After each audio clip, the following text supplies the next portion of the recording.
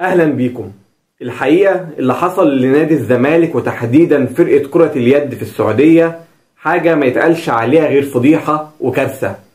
بغض النظر على الاعلامي وليد الفراج واللي قاله من كام يوم والرد عليه والدربيات وانه اقوى، الرد والحقيقة كانت في كلام الكابتن احمد الشهير بهتلر المدير الفني لكرة اليد لنادي الزمالك، لما يطلع على قناة سعودية ويقول ان مفيش تنظيم وان فرقتي جت على مدينة تانية والجمهور الزملكاوي اتبرع بأتوبيس يوصلنا للمكان اللي هلعب فيه الماتش وكمان يجيب اكل للعيبة. دي فضيحة، دي كارثة.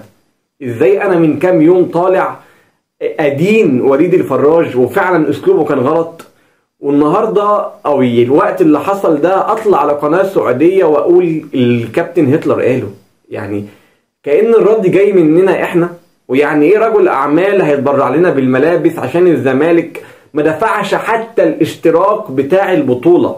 لما كابتن احمد هتلر يطلع يقول كده وعلى قناة سعودية، ونرجع نقول فين الحلول وازاي ده حصل؟ وعندنا اتحاد الكرة مش شاطر غير انه يطلع يرد على وليد الفراج. لا، ما تحل المشاكل، حل المشاكل يا سيادة الوزير. المفروض الكشف بتاع السفر بيطلع معاه الميزانية. ازاي فرقة يعني مستنية الجماهير تجيب لها اكل؟ ازاي؟ انا مش زملكاوي، انا راجل اهلاوي، بس الزمالك تاني اكبر فرقة في مصر، يعني في وشنا، بغض النظر عن الانتماء وانا ايه والزمالك ايه والاهلي والزمالك، بس دي في وش مصر. يا جماعة احنا متأخرين قوي، يا جماعة احنا راحت علينا قوي، يا جماعة احنا طالعين ندافع ونهاجم وليد فراج واحنا بنفسنا بنحط نفسنا في مواقف صعبة. لما تبقى مصر فريق مصري المدير الفني طالع يقول ان انا الجماهير هي اللي جابت لي الباص وجابت للعيبة اكل، ورجل اعمال هيجيب لبس ومعيش فلوس ادفع اشتراك الفريق في البطولة، دي كارثة.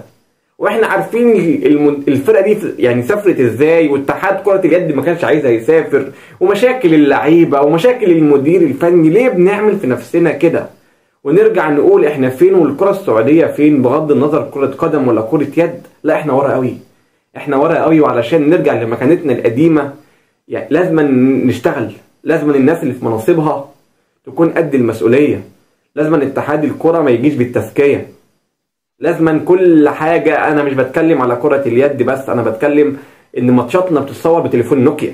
بلاش فضايح، بلاش فضايح. يعني احنا فعلا وصلنا لمرحلة سيئة جدا، وصلنا لمرحلة ان احنا بقينا نتكسف ان احنا نواجه مشكلتنا، لان احنا فعلا في ورطة كبيرة، في ورطة كبيرة. ففوقه عشان اللي احنا وصلنا له ده عامل زي فضيحة اللحمة في السوق، ايا ما كان بقى المثل صح ولا غلط، بس فعلا الوضع بقى كارثي.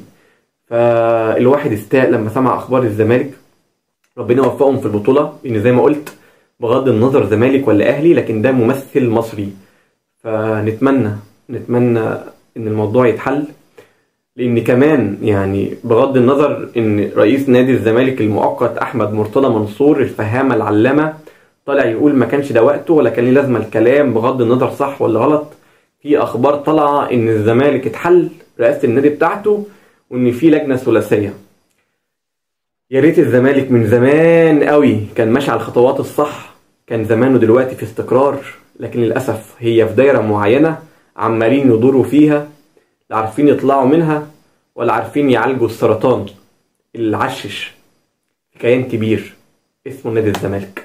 اشوفكم على خير، وربنا يعني ياخد بايد كده مصر في كل حاجة منها الكرة المصرية للأحسن دايما وفي أفضل حال. واشوفكم على خير. تحياتي لحضراتكم.